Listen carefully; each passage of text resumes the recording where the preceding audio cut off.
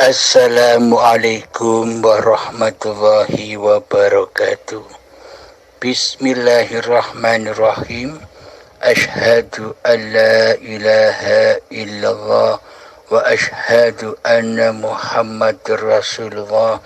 Allahumma salli ala sayyidina Muhammad wa ala ali sayyidina Muhammad. Rabbis rahli sadri wa yassirli amri wahlul 'uqdatam min lisani yafqahu qawli. Amin. Bismillahirrahmanirrahim. Silakan sahabatku Abbas dari Melaka, Malaysia. Apa yang dipertanyakan? Silahkan, terima kasih. Alhamdulillahirabbil alamin. Ya, okey, baiklah. Saya akan panggil nama Kang Halim, insyaAllah. Dalam masa yang sama itulah saya pun ingin ambil sedikit pengertian kepada Kang Halim. Saya pun ada juga mendengar daripada ceramah daripada Kang Halim, dan waktu saya dengar tu banyak membawa saya keterangan jelas. Kata saya masih ingat lagi apa yang Kang Halim terangkan di dalam video-video itulah. Sangat indah lah penghayatan dia, kan, sangat indah. Itulah kadang-kadang saya memanglah saya tak boleh nak kata sebab macam mana saya nak kata, sebab pengertian tu ada sampai saya rasa tak ada apa-apa lagi dah. Macam mana saya nak letakkan hakikat ni, tak ada, tiada, saya tiada. Macam mana, tapi saya pun berpijak bumi yang nyata. Hakikat itu saya terikat pada itu. Saya berpijak pada bumi yang nyata sampai kadang yalah, setiap pergerakan tu saya rasa bukan saya dah, bukan saya yang bergerak, sebab saya banyak diberi ujian. Itu yang saya lalui daripada sejarah hidup saya lah.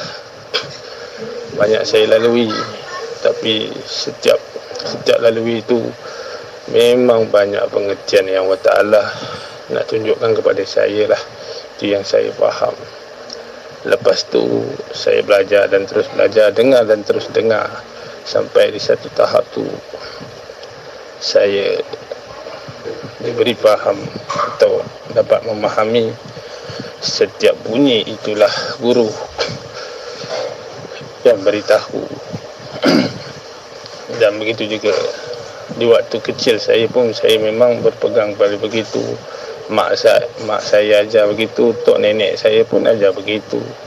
Jangan nampak yang lain, nampaklah kekuasaan Allah Ta'ala.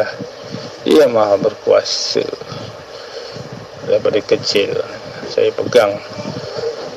Lepas tu setiap kali saya melakukan sesuatu perkara yang tidak, saya sangat rasa bersalah. Sangat rasa bersalah dengan kelakuan saya. Waktu saya laku salah tu pun saya sedang ingat, sedang sedar kesalahan saya. Waktu saya lakukan kesalahan tu, saya masih sedar saya lakukan kesalahan, dan bergetar jugalah badan ini dengan kelakuan tu, kan. Jadi, itulah pengajaran dia. Setelah Abang Kang Halim memberi sedikit penjelasan, penghuraian, maka saya nampak lebih jelas lagi lah sebenarnya. Itulah benar dan salah itu adalah guru kita, pengalaman yang mengajar kita segala-galanya, tanda kasih sayang dia kepada hamba.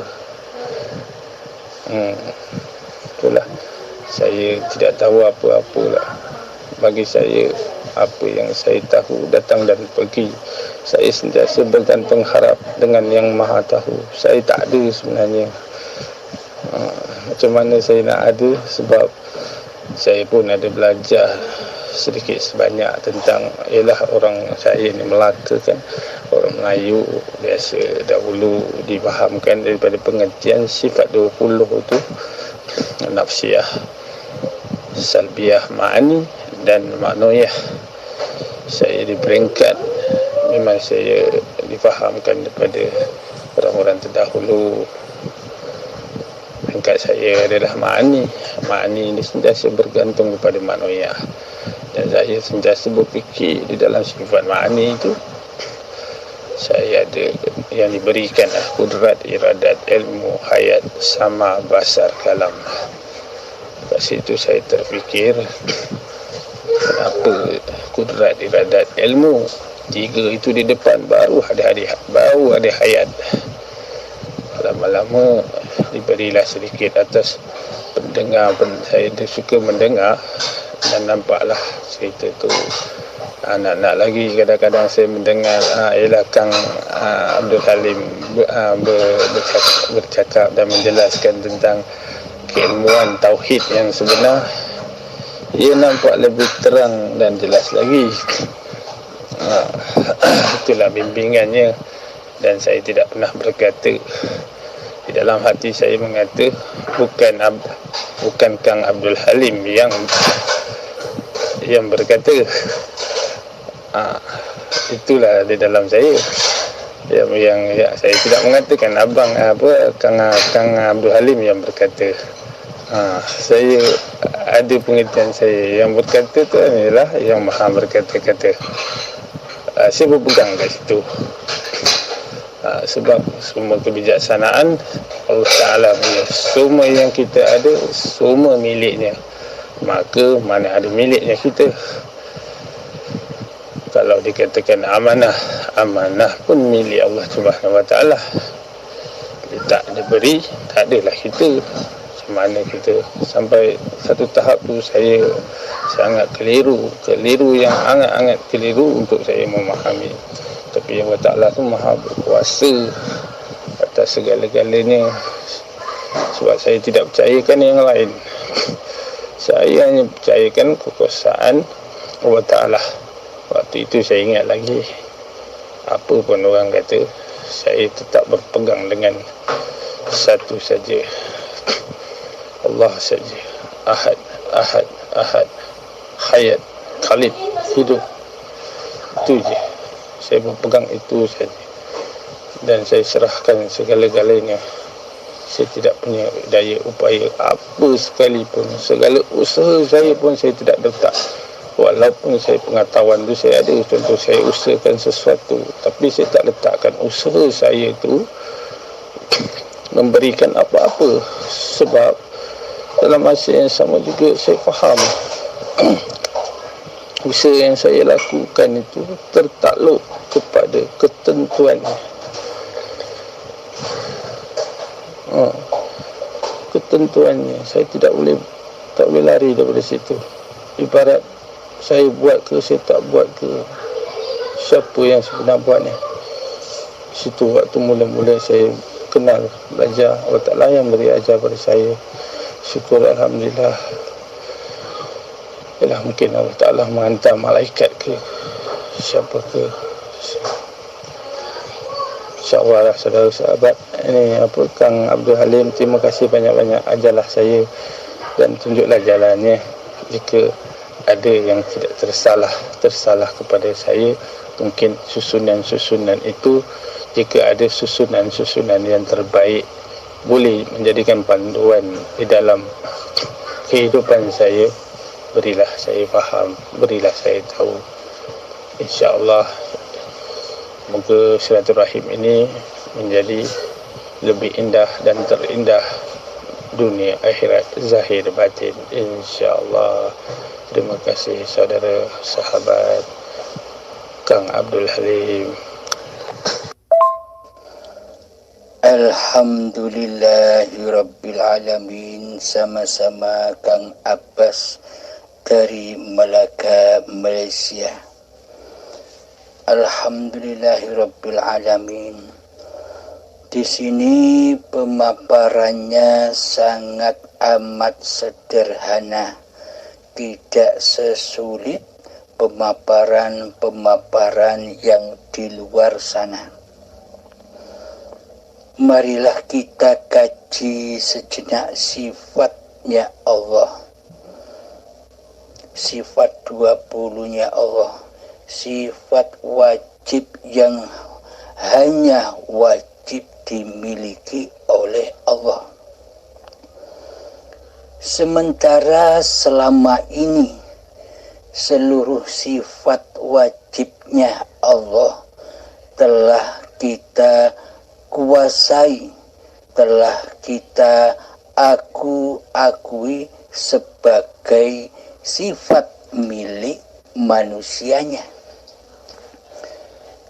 Sejogjanya bila manusia itu masih mengaku-ngakui bahwa sifat wujud, sifat hidup, sifat kuasa, sifat kehendak, daya upaya dan ikhtiar, sifat ilmu, sifat mendengar, sifat melihat, dan sifat bercakap-cakap ini masih diakui sebagai sifat milik manusianya, berarti selama ini yang mengaku jadi Allah itu kan manusianya.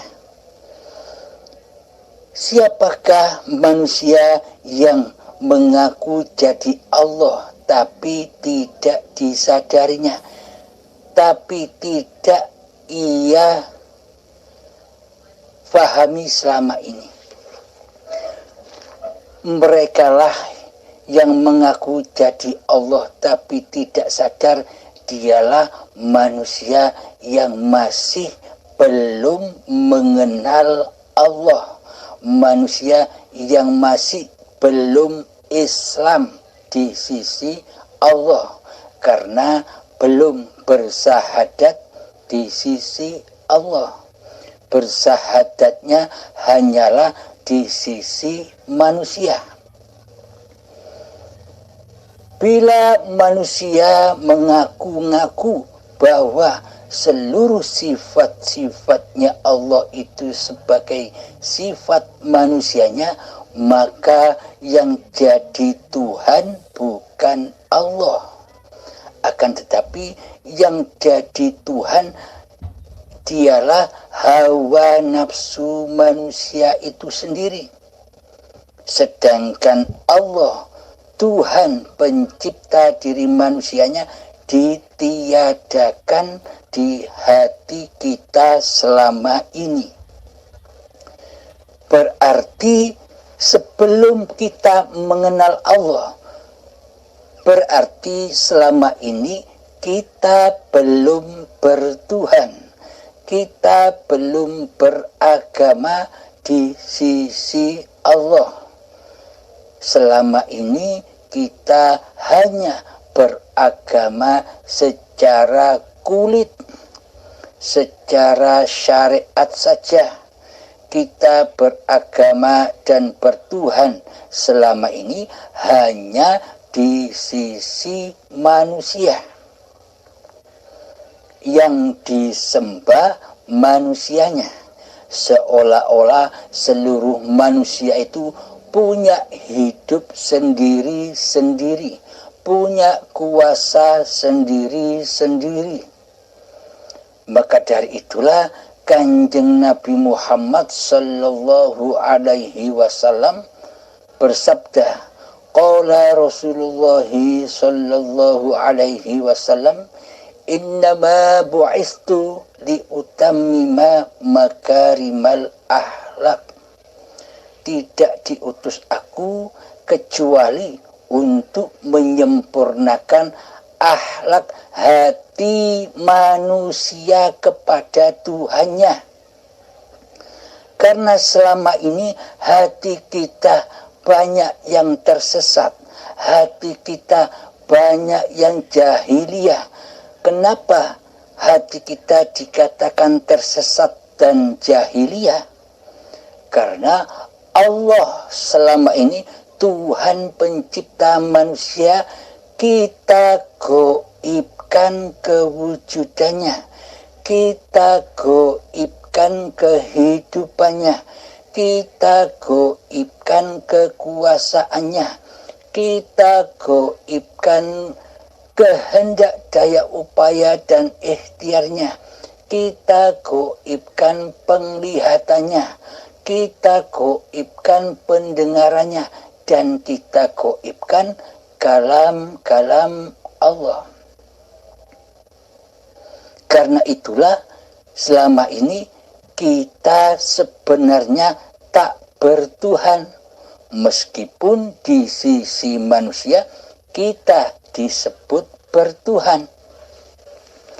Maka dari itulah ada perintah Allah lagi di dalam Al-Quran bagi orang-orang yang percaya bahwa Allah itu Sang Pencipta, bahwa Allah itu Tuhannya seluruh manusia.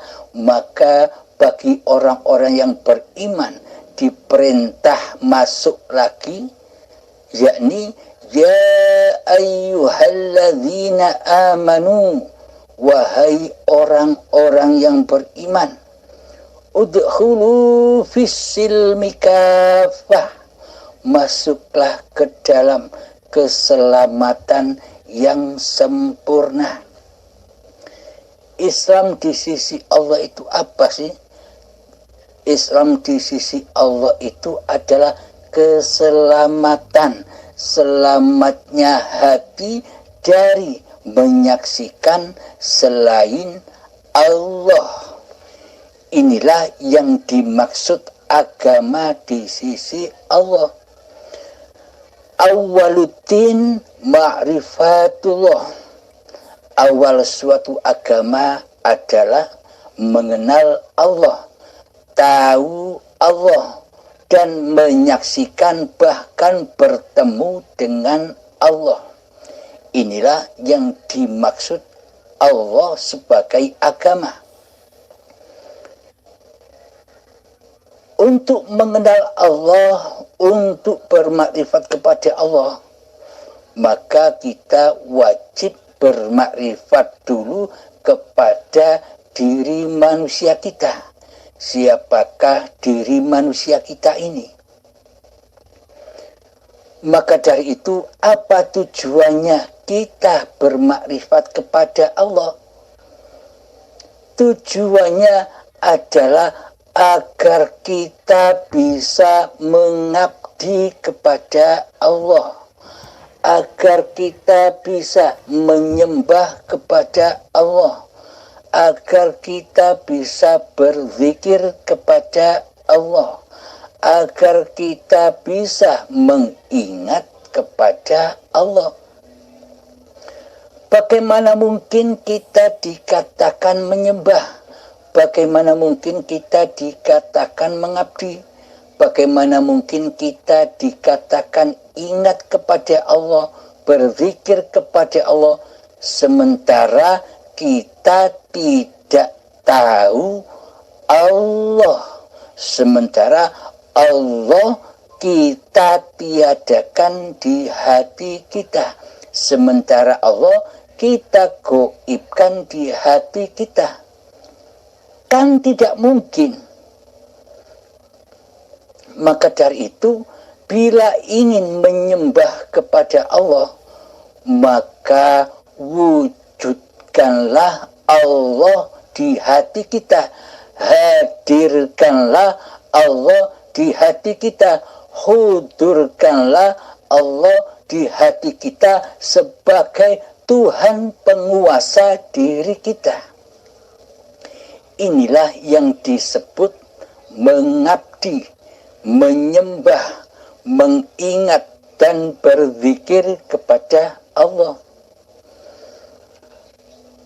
Jadi iman itu tidak cukup hanya yakin saja, tidak cukup. Jadi iman itu harus ada pembuktian, harus bisa menyatakan imannya agar imannya hakul yakin.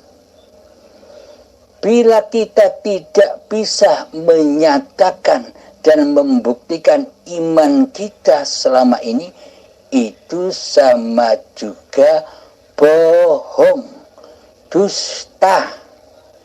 Karena kenyataannya di dalam hati kita selama ini yang wujud, yang hadir, yang hidup adalah diri manusia kita sendiri. Nah, jika keadaan hati kita seperti ini, apakah ini yang disebut bertuhan? Sementara yang jadi Tuhan adalah diri manusianya sendiri. Maka dari itu, kenalilah Allah dengan seluruh sifat-sifatnya, agar hawa nafsu ini tidak ngaku-ngaku jadi Allah. Selama ini kita tidak menyadarinya, bahwa selama ini secara tidak sadar kita telah mengaku menjadi Allah. Kita telah mengaku menjadi pencipta. Kita mengaku sebagai penguasanya hidup dan badan ini. Seolah-olah semuanya kuasa diri kita sendiri. Sholat kuasa diri kita sendiri. Puasa kuasa diri kita sendiri. Bekerja kuasa diri kita sendiri. Semuanya diakui, semuanya bahwa apapun yang terjadi atas diri kita selama ini adalah milik kita sendiri. Yakni hati masih linafsi, menyembah diri, bukan lillahi ta'ala, menyembah Allah. Bagaimana mungkin dikatakan menyembah Allah sedangkan yang disembah tidak ada, sedangkan yang disembah gaib adanya. Jadi selama kita belum bermakrifat kepada Allah, selama kita tidak mengenal Allah, maka sia-sialah seluruh apa yang kita kerjakan. Sholat kita sia-sia, ibadah-ibadah kita sia-sia. Coba cek seluruh ibadah-ibadah kita. Coba cek seluruh sholat-sholat kita.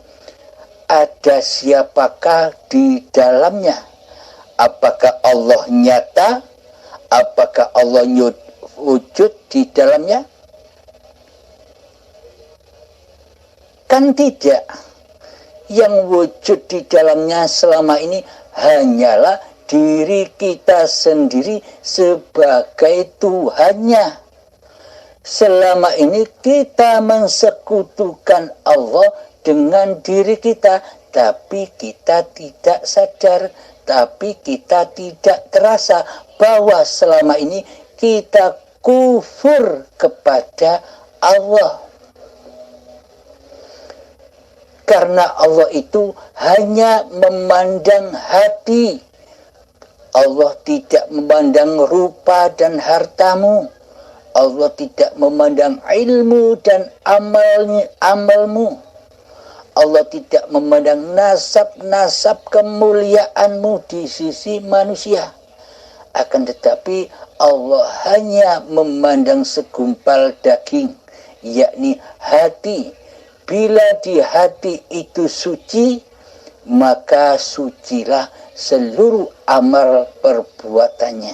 Maksudnya apa? Bila di hati itu suci, bila di hati itu yang wujud hanya Allah, yang hidup hanya Allah, yang berkuasa hanya Allah, inilah hati yang suci. Semua amal perbuatan badan akan menjadi amal yang soleh. Karena semuanya bertuhankan, berkiblatkan kepada kuasa Allah. Akan tetapi bila hati kita kotor, apakah hati yang kotor itu? Bila di dalam hati kita ini yang wujud hanya diri manusianya, yang hidup hanya diri manusianya, yang berkuasa diri manusianya, inilah tanda hati yang kotor. Meskipun tinggi ilmu syariatnya, meskipun banyak amal ibadahnya, semuanya akan menjadi racun-racun hatinya. Semuanya akan menjadi kebanggaan-kebanggaan dirinya. Semuanya akan menjadi kehormatan dan kemuliaan dirinya di sisi manusianya. Inilah yang disebut ibadah dan sholat yang fana, yang hancur. Karena apa? Karena di dalam hati kita selama ini yang wujud, yang hidup adalah yang fana. Siapa yang wujud dan yang hidup serta yang berkuasa di dalam hati kita selama ini adalah manusia yang fana. Maka dari itu tetapkanlah di dalam hati kita bahwa diri manusia kita ini kembali kepada hakikat sifat diri sejati manusianya, yakni Adam, tidak wujud, tidak ada, yang ada hanya Allah. Tetapkanlah di dalam hati kita bahwa diri manusia kita ini al-maut, yakni kebalikan dari sifat hayat. Bahwa diri manusia kita ini sudah mati, karena hidup ini Allah. Manusia tidak punya hidup. Manusia hanya menjadi khalifatullah, hanya menjadi wakil-wakil Allah di bumi ini. Manusia hanya menjadi wadah-wadahnya hidup, wadah-wadahnya Allah sendiri di bumi ini. Maka berwalilah kepada Allah. Jangan berwalikan kepada diri kita sendiri atas segala perbuatan badan ini. Karena sesungguhnya seluruh manusia itu adalah wali-walinya Allah. Akan tetapi sangat amat langkahnya manusia yang menyadari kewaliannya. Sangat amat langkahlah manusia yang menyadari bahwa dirinya itu dikuasai oleh sang wali, yakni dikuasai oleh Allah. Karena mayoritas manusia lebih cinta, lebih suka, lebih demen berwalikan kepada hawa nafsunya sendiri.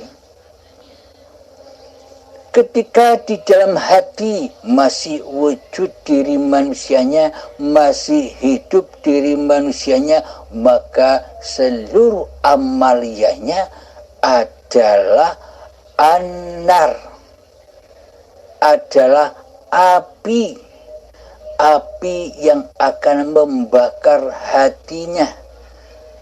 Apakah bahan bakar neraka di sisi Allah?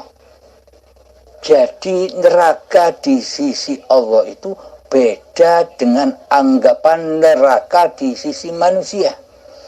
Jika di sisi manusia beranggapan bahwa neraka itu adanya besok, ketika setelah mati, besok.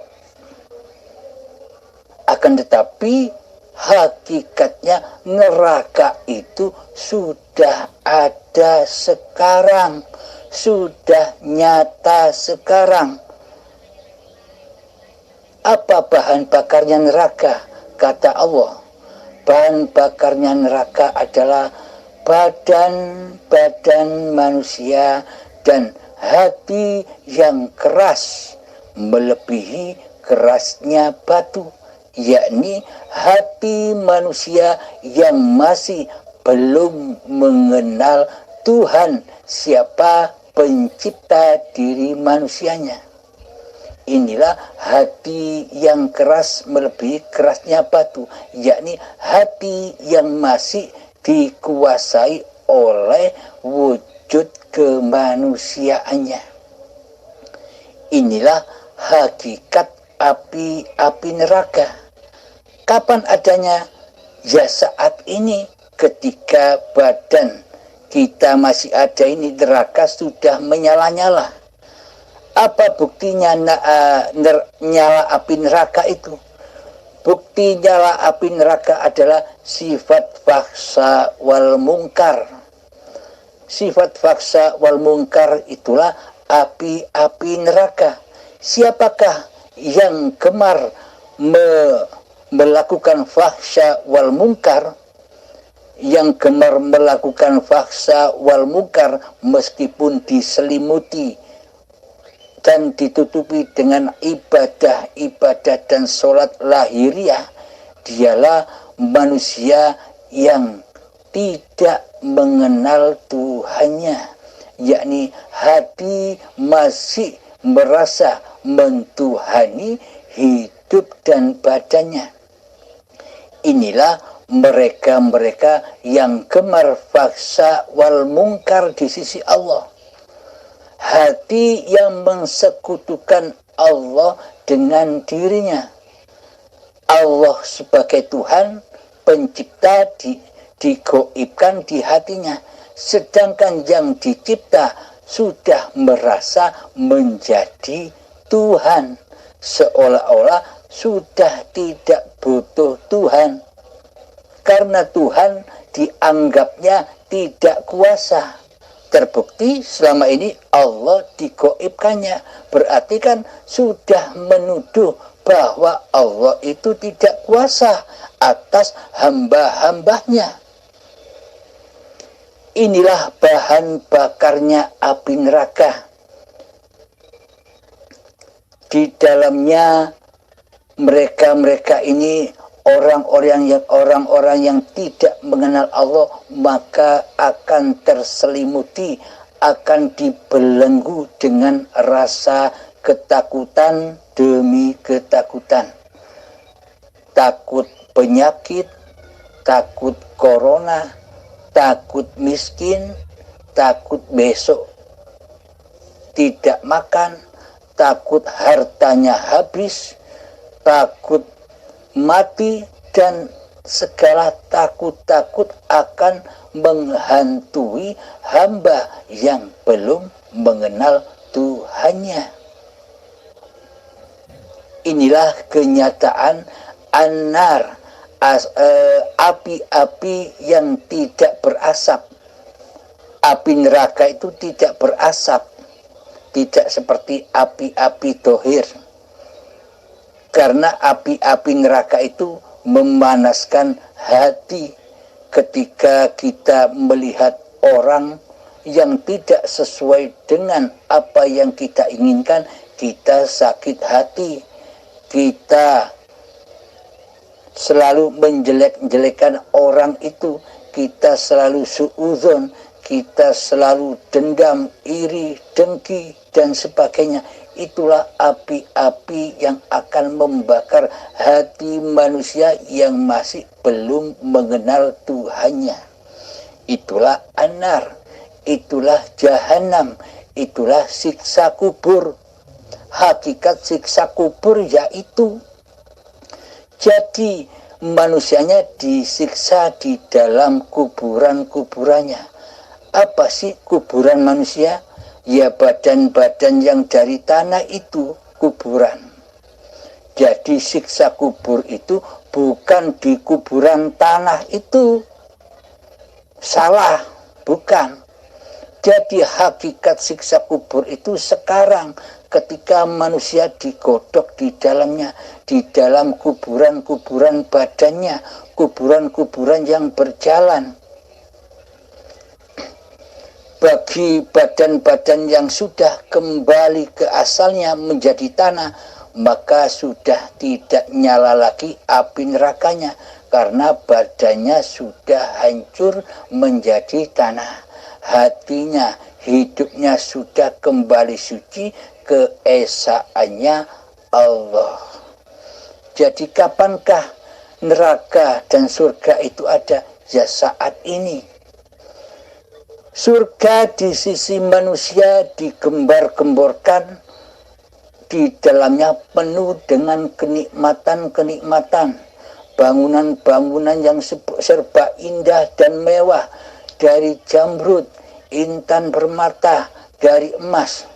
Di dalamnya banyak kesenangan-kesenangan, dengan bidadari-bidadari, dengan makanan-makanan yang enak. Semua itu surga-surgi yang dihembus-hembuskan oleh Dajjal, oleh hawa nafsu, oleh iblis dan setan. Karena yang digembar-gemborkan selama ini adalah surganya hawa nafsu, kesukaannya hawa nafsu yang serba dunia, yang berbau dunia. Akan tetapi, bagaimanakah hakikat surga di sisi Allah itu? Surga di sisi Allah itu sudah meninggalkan dunia. Karena jalan menuju Allah itu harus wajib meninggalkan dunia. Jangankan dunia dan kemewahan-kemewahan di dalamnya, dirinya sendiri pun wajib ditinggalkan, dimatikan keberadaannya. Itulah surga di sisi Allah. Bukan seperti yang digembar-gemborkan selama ini. Coba ayatnya kita baca. Bismillahirrahmanirrahim. Coba resapi, hayati di dalam hati kita. Bismillahirrahmanirrahim.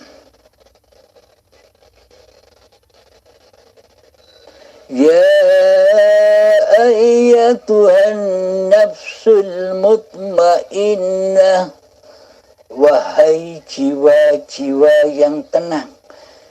Siapakah jiwa-jiwa yang tenang ini? Jiwa-jiwa yang tenang adalah jiwa yang sudah mengenal Tuhannya. Jadi jiwa yang belum mengenal Tuhannya, maka jiwanya tidak akan tenang. Selalu diselimuti siksaan dan ketakutan demi ketakutan. Ya ayyatuhan nafsul mutmainnah, wahai jiwa-jiwa yang tenang. Irji'i ila rabbiki radiyatan mardiyah. Pulanglah kembali kepada Tuhanmu dengan rela dan ridho, maka Allah akan ridho kepadamu.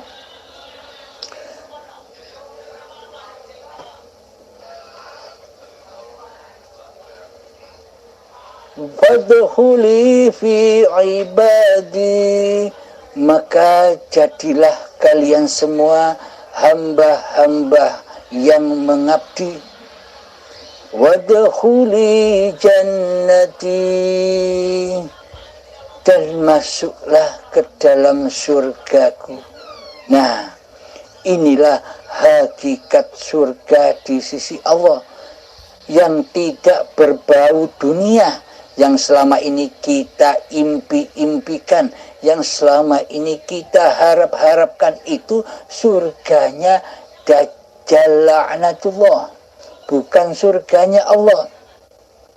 Surganya Allah adalah jiwa-jiwa yang mutmainnah, yakni jiwa-jiwa yang sudah mengenal Tuhannya, jiwa-jiwa yang sudah rela dan ridho bahwa dirinya tidak wujud, bahwa dirinya tidak hidup, bahwa diri manusianya sudah tak berkuasa lagi di dunia ini. Yang wujud, yang hidup, dan yang berkuasa di dunia ini hanyalah Allah. Maka di dalamnya hamba-hamba yang mengabdi ini tidak akan terpengaruh dari gebiarnya dunia. Hatinya tetap tenang, meskipun anugerah didapatkan, hatinya tetap tenang. Meskipun kemiskinan, meskipun bencana yang dihadapinya, hatinya pun tetap tenang. Karena yang mendatangkan anugerah dan bencana itu adalah Tuhannya. Ya muqallibal qulub, wahai jiwa-jiwa yang tenang. Ya muqallibal qulub, astagfirullah. Ya muqallibal qulub, wahai zat yang membolak-balikkan hati. Sabbit qalbi ala dinik, tetapkanlah aku selalu menyaksikanmu, ya Allah. Jadi hati para orang-orang yang sudah mutmainah menghadapi apapun yang ada di dunia ini, hatinya tetap tenang, tidak panas. Itulah surga di sisi Allah. Alhamdulillahirabbil alamin. Semoga kita semua mendapatkan ridho dari Allah Ta'ala. Alhamdulillahirabbil alamin. Akhiru kalam. Assalamualaikum warahmatullahi wabarakatuh.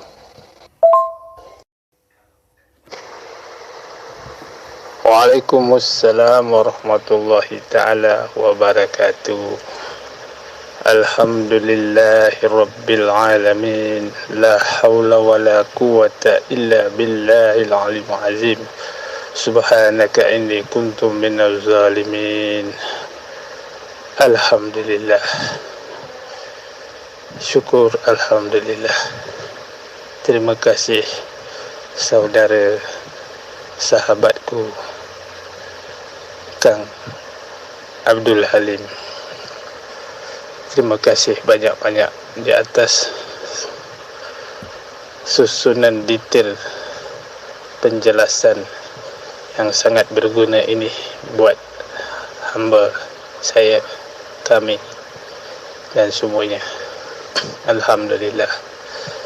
Di sini banyak pengertiannya yang disampaikan, sangatlah jelas. Itulah kenyataan yang sebenar-benarnya. Tiada daya, tiada upaya, tiada segala-galanya. Situ cukup membawa erti di mana kita, di mana waktu kita menyebut la haula wala quwata illa billahil aliyyil azim. Kita tak ada,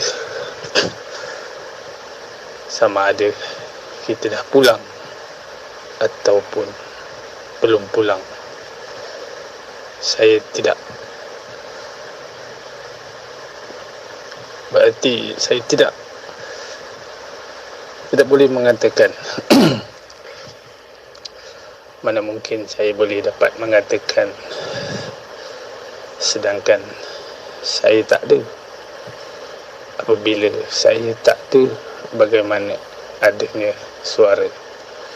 Inilah suaranya, inilah kalamnya, inilah keesaannya, inilah kudrat iradatnya, inilah kehendaknya yang maha berkehendak. Dialah yang maha berkehendak di atas segala-galanya. Kita hanya menjalankan apa seruan darinya. Tak kiralah seruan itu daripada seruan kebaikan maupun seruan kejahatan. Sebab yang ada itu semua miliknya, semua atas ketentuannya. Itu yang saya faham di dalam saya belajar, dan ditunjuk ajarkan kepada saya. Dan dalam masa sama itu adalah di dalam ingatan yang ghaib ghuyub. Tiada siapa yang tahu, hanya saya tahu, dan saya tidak tersampai untuk nak memberitahu kepada yang lainnya, kerana saya tak nak orang sahabat-sahabat bersalah tanggapan terhadap saya, nanti menimbulkan fitnah. Di situ saya diajar supaya bersederhana di dalam berkeadaan sesama. Dalam masa yang sama juga saya berpegang kepada hablum minallah, hablum minan nas. Dan yang paling utama adalah ucapan syahadah saya, asyhadu an la ilaha illallah, tiada yang lain melainkan Allah Subhanahu Ta'ala yang maha berkuasa di atas segala-galanya. Tiada yang ada, dialah yang maha ada, wujud seada-adanya, dari awal berdiri dengan sendirinya, tiada yang lain, dia sahaja yang ada. Dan Muhammad Rasulullah, Muhammad itu adalah hamba. Sebab ucapan dua kalimat ini membuktikan benar wujud yang satu hanyalah Allah Subhanahu wa Ta'ala. Dia yang mewujudkan segala-galanya. Dalam masa yang sama, ucapan syahadah itu diteruskan dengan Muhammad Rasulullah, Muhammad Rasulullah. Benarlah saudaraku, sahabatku yang dikasihi, yang disayangi, Kang Abdul Halim, benar apa yang Kang katakan, sangat benar. Kita tidak boleh bergantung yang lain, hanyalah bergantung kepada yang satu. Bukan kita yang melakukan, sebab segala semuanya adalah kelakuan darinya. Benar, sangat benar. Saya diberi faham, begitulah adat.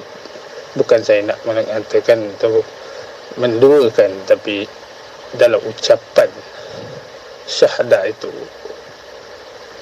asyhadu an la ilaha illallah, satu kali, Muhammad Rasulullah, Muhammad Rasulullah.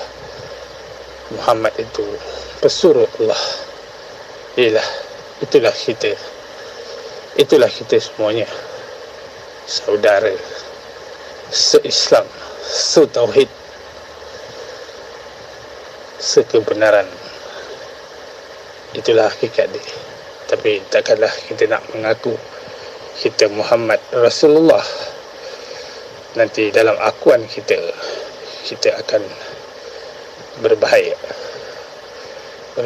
daripada kata memadailah, yang mana yang memahami disampaikan semua itu benar. Itulah hakikat dia. Ibarat macam Kang Abdul Halim mengatakan, Adam tiada, yang ada adalah Muhammad, dan Muhammad diadakan oleh Allah Subhanahu wa Ta'ala.